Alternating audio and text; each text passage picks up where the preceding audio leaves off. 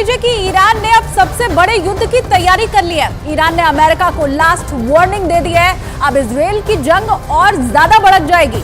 Israel और Hamas जंग के बीच इराक और सीरिया में अमेरिकी सेना पर हमले अब बढ़ गए हैं। और ये भी आपको बताएं कि ये जो दावा है ये खुद अमेरिका की तरफ से किया गया है।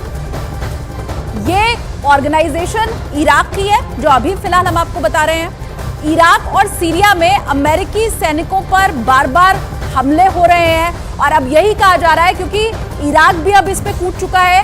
गाजा इजराइल कैसे पहले से ही युद्ध में है, तो इन सब के बाद अब मुसीबत न सिर्फ इन देशों की बल्कि पूरे विश्व की बढ़ने वाली है। इराक में ईरान के समर्थक लड़ाकों ने अमेरिका को आखिरी चेतावनी दे दी है और इसी के साथ अमेरिकी सेना को इराक खाली करने के लिए भी कह दिया गया है। अगर ऐसा नहीं हुआ तो फिर भारी अंजाम भुगतने की चेतावनी अमेरिकी सेना के लिए जारी की गई है।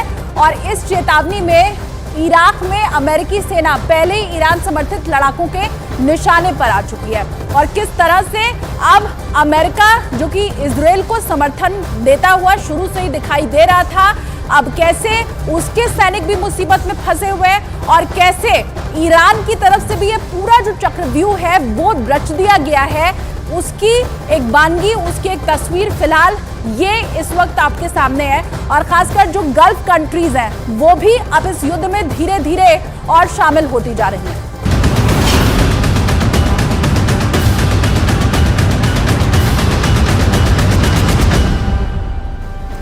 गाजा को मदद पहुंचाने के लिए रफा क्रॉसिंग को खोला गया। गाजा से मिस्र को जोड़ता है रफा क्रॉसिंग।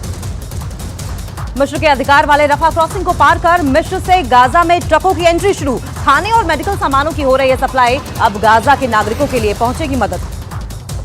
दक्षिणी इजराइल में सैकड़ों टैंक और जवानों के बीच गाजा बॉर्डर पर बड़ी हलचल। कभी भी शुरू हो सकता है हमास के खिलाफ ग्राउंड ऑपरेशन।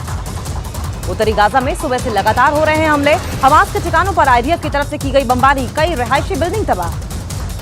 इजराइल ने जॉर्डन और मिस्र से अपने नागरिकों को वापस बुलाया। हमास से जंग के बीच दुनिया भर में इजरायली लोगों ने आतंकी हमले का खतरा जताया। गाजा में हमास के साथ लेबनान में हिजबुल्लाह की कमर तोड़ने में जुटी इजरायली सेना। दक्षिणी लेबनान में हिजबुल्लाह के ठिकानों पर इजराइल ने किए हवाई हमले। हिजबुल्लाह के सैन्य ठिकाने हुए बर्बाद। गाजा में इजरायली सेना ने रात भर हमास के ठिकानों पर अटैक किया। Anti tank missile launch pad समेत कमांड सेंटर को बनाया निशाना। युद्ध के 15वें दिन भी इजराइल ने गाजा पर ताबड़तोड़ हमले किए। हमले में करीब 30 लोगों के मारे जाने का दावा किया गया। कतर की मध्यस्थता के बाद हमास ने 2 अमेरिकी बंधकों को किया रिहा। इजराइल पर हमले के बाद 7 अक्टूबर को अमेरिकी मां बेटी को बनाया गया था बंधक। हमास की तरफ से रिहा करने के बाद दोनों अमेरिकी नागरिक इजराइल पहुंची। अमेरिकी राष्ट्रपति ने शिकागो की रहने वाली मां बेटी से फोन पर की बात। 10 अमेरिकी बंधक अब भी हमास के कब्जे में। 2 अमेरिकी नागरिकों की रिहाई पर बाइडेन ने कहा उन्होंने 14 दिनों तक एक भयानक स्थिति का किया सामना।